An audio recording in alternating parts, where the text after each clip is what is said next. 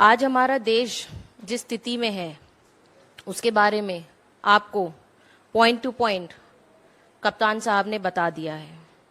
जो कांग्रेस पार्टी की नीतियां रही हैं और आगे क्या रहने वाली हैं। 80% आबादी हमारी देश की पिछड़े समाज से आती है, उसमें से हम एक हैं। एक ऐसी 80% आबादी जो पूर्ण रूप से सरकार बनाने के लिए सक्षम है। और आज जो केंद्र में बैठी सरकार बार बार हर टर्म में, चाहे वो 2014 हो, 2019 हो, अब आने वाले समय में भी जिस तरह से ओबीसी का कार्ड खेलती है, उनका इन नीतियों से पर्दाफाश हो चुका है। आज हम देख रहे हैं कि गैर ओबीसी वर्गों को, स्वर्ण वर्गों को ओबीसी बनाया जा रहा है, उनको ओबीसी का सर्टिफिकेट दिया जा रहा है, सिर्फ मुद्दे से भटकाने के लिए, विचलित करने के लिए, राहुल गांधी जी को डराने के लिए। पर उनको क्या लगता है कि हमारे नेता डर जाएंगे? वो किस बात से परेशान है? अपनी नाकामियों से। उनकी नाकामियां जो नोटबंदी में हमने देखी, जीएसटी में हमने देखी, फार्म लॉज में हमने देखी, जितनी भी उनकी नाकामियां हैं, सीधा सीधा असर पिछड़ी जातियों पर पड़ा है। क्योंकि जो किसान है वो संपन्न नहीं होता है, वो हम जैसी पिछड़ी जातियों से ही होता है। जो छोटे व्यापारी हैं वो भी पिछड़े वर्ग के होते हैं। सीधी सीधी चोट मारी गई है इस सरकार द्वारा। आज जब हम यहां बैठते हैं और सोचते हैं कि किस तरह से देश में हम लोकतंत्र बचाने की बात करें, तो यहां पर हम देखते हैं बीजेपी के लोग विपक्ष को और कांग्रेस पार्टी को कमजोर करने के लिए ओबीसी का कार्ड खेल देती है। क्या है ये ओबीसी का कार्ड? ये ओबीसी का कार्ड उसी तरह है जैसे कप्तान साहब ने भी बताया कि इनके पास एक वॉशिंग मशीन है जिसमें सब लोग धुल जाते हैं। उसी तरह इनके पास एक कार्ड है जो ये दिखाते हैं और किसी को भी रातों रात किसी भी बिरादरी का बना देते हैं। अगर इस देश के चोर पिछड़े समाज से आते हैं तो हम लोगों के लिए शर्म से डूब मर जाने वाली बात है। ये समाज ऐसा है जो जमीन पर काम करता है। ये समाज ऐसा है जो घर में अनाज पहुंचाता है, पालन पोषण करता है। आज आप यहां पर कहते हैं कि ओबीसी को बदनाम करने का काम राहुल गांधी जी ने किया है। क्या बदनाम किया है भाई? आप अजब बात करते हैं।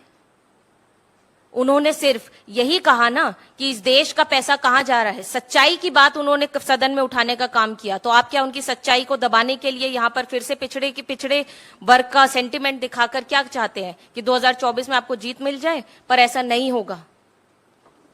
हमारा समाज अब जागरूक है, वो समझ रहा है कि किस तरह से खेल खेला गया है उसके साथ। इस शासन में 2014 से आप देखिए, जब से बीजेपी की सरकार आई है केंद्र में, उन्होंने क्या ऐसा काम किया है जिससे पिछड़े समाज को फायदा मिला है? मेरे पास कुछ आंकड़े हैं जिसमें मैं बताना चाहूंगी कि 32.58 लाख भारत सरकार के कर्मचारियों में केवल 7 लाख ओबीसी हैं, केवल 7 लाख।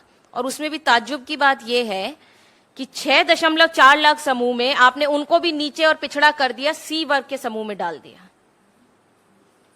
भारत सरकार में 89 केंद्र सचिव हैं, जिसमें से शून्य पिछड़े समाज से आते हैं।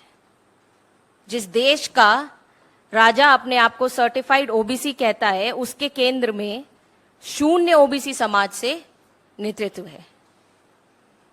पिछले 5 वर्षों में कितने आईएएस, आईपीएस या आईएफएस रिक्रूट किए गए हैं? क्या है उनके आंकड़े? क्या ये सरकार सार्वजनिक करना चाहेगी? उनमें से कितने पिछड़े समाज से थे, कितने दलित थे? बीजेपी सरकार का हमेशा से ही दोहरा चरित्र रहा है, ड्यूअल पर्सनैलिटी। चाहे वो जातिगत जनगणना में हो, चाहे वो किसी भी तरीके से विपक्ष की आवाज दबाने में हो। आज आप देख रहे हैं कि देश में सारी पार्टियां, 19 पार्टियां एक साथ खड़ी हैं और वो डिमांड कर रही है कि जातिगत जनगणना होनी चाहिए।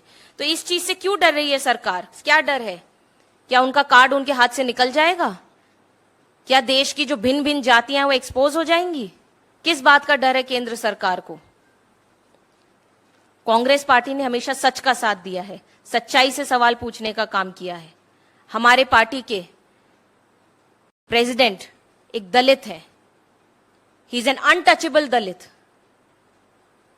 We are proud of our party. हमारे पार्टी के शासन में पूरे देश में 2 मुख्यमंत्री हैं जो पिछड़े समाज से आते हैं। बाकी जो 2 अन्य राज्य हैं जहां पे हमारी गठबंधन की सरकार है, वहां पे भी पिछड़े समाज के मुख्यमंत्री हैं। और आप यहां पर कहते हैं कि कांग्रेस पार्टी ने अपमान किया है पिछड़े समाज का। आपके शासन में कितने पिछड़े समाज के ऐसे मुख्यमंत्री हैं जो पिछड़े समाज को आगे बढ़ाने का काम कर रहे हैं? आप उसका हिसाब दीजिए। क्यों बार बार आपकी पार्टी ने यह काम किया है कि जब जब पिछड़ों की मांग उठाई गई, पिछड़ों के विकास की बात की गई है, आपने अपना सरकार से समर्थन वापस ले लिया है।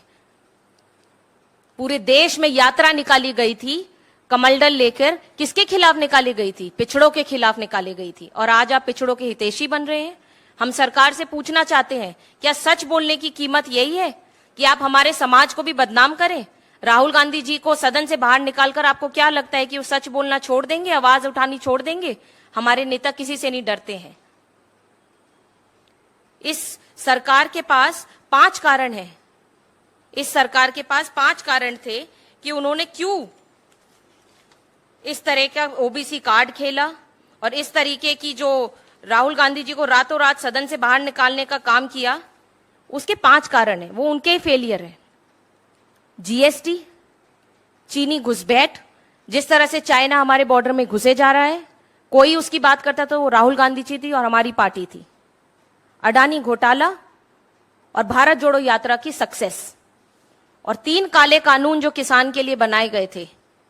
ये असली मुद्दे ये हैं, पर उसको भटकाने के लिए और भ्रमित करने के लिए यहां पर आज ओबीसी का कार्ड खेला जा रहा है और इसका हम खंडन करते हैं।